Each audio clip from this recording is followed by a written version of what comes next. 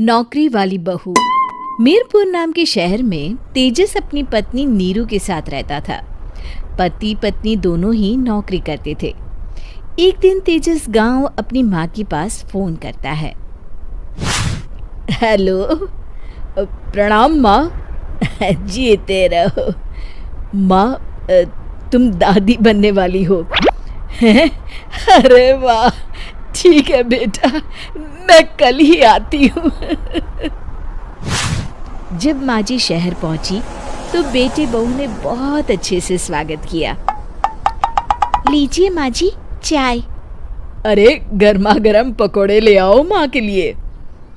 नीरू रसोई में गई और 2 मिनट में ही पकोड़े ले आई। जी ये लीजिए।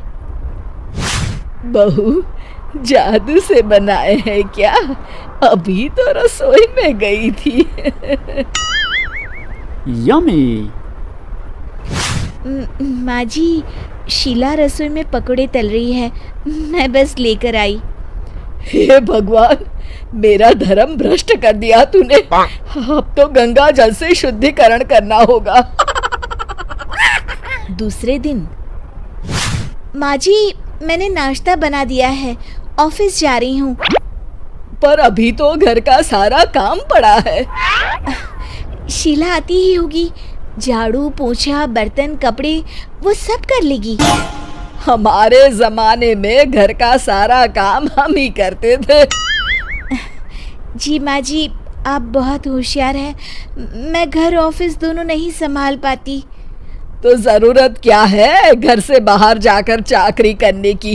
वैसे भी घर का काम खुद करने से घर में बरकत आती है, समझी? पर माँ जी। पर वर कुछ नहीं, इस महीने की पगार मिले फिर ऑफिस बंद। हाँ। रात को नीरू तेजस से कहती है, सुनिए जी, माँ जी बोल रही थी कि मैं नौकरी छोड़ दूँ। वैसे ठीक ही तो है, अभी तुम्हें आराम की जरूरत है। फिर भी आराम कहाँ, शीला को छुड़ाने के लिए बोल रही थी। तो अब 24 घंटे में इतना काम तो कर ही सकती हो। पर जॉब पसंद है मुझे, घर पर मन नहीं लगेगा। अगले दिन जब दोनों ऑफिस के लिए निकल रहे थे, मेरी तो कोई कीमत ही नहीं है इस घर में। माँ जी, आजकल महंगाई बहुत है, रहन सहन भी बदल गया है, दोनों नौकरी करते हैं तभी ठीक रहता है। अच्छा, तू कहना क्या चाहती है? मेरा बेटा तुझे बिठा के खिला नहीं सकता? तू ही इस घर का खर्च चला रही है, हैं? नहीं माँ जी, मेरा वो मतलब नहीं था। मतलब खूब समझती हूँ, ये बाल धूप में सफेद नहीं किए मैंने। हाँ। अब तो ये रोज का काम हो गया था। तेजस भी रोज की झिकझिक से परेशान हो गया था। एक दिन उसने कहा, नीरू, वैसे भी तुम्हें मैटरनिटी लीव मिलने वाली है, तो अभी से ही छुट्टी ले लो। पर क्या, मेरी सैलरी अच्छी खासी है। आखिर नीरू ने रिजाइन कर दिया। जब बच्चा हुआ तो घर में सब बहुत खुश हुए। कुछ दिनों बाद तेजस फाइल देख रहा था। क्या हुआ तेजस, कुछ परेशान लग रहे हो? अब हाँ, वो हमारी जितनी सेविंग्स थी वो तो हॉस्पिटल में और छठी के फंक्शन में खत्म हो गई है नीरू।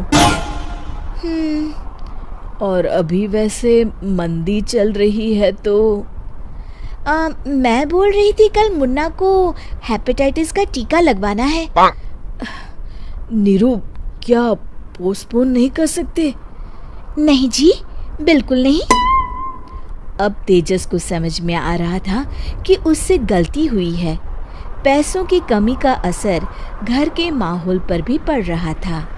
अगले दिन, बेटा मेरा चश्मा और ये दवाइयाँ ले आना, पर्चा देते हुए माँ जी ने कहा। जी।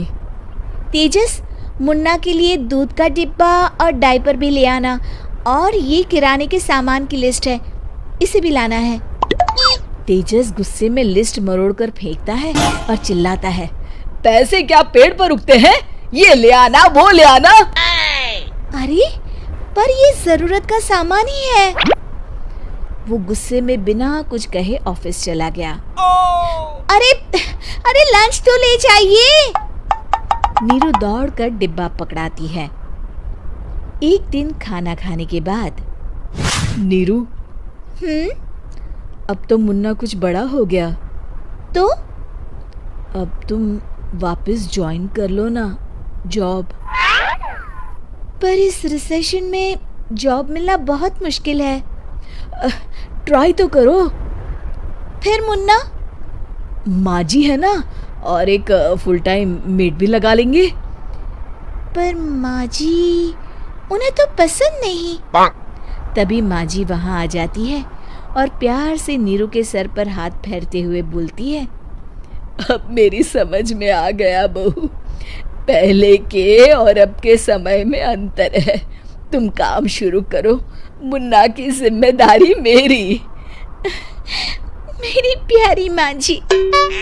ये कहकर नीरू उनके गले लग गई। शिक्षा, परिवर्तन संसार का नियम है, हमें भी समय के साथ चलना चाहिए। उम्मीद है कि आपको हमारी ये कहानी पसंद आई होगी।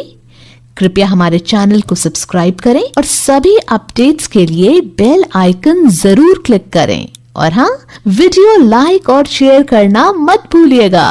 Bye bye.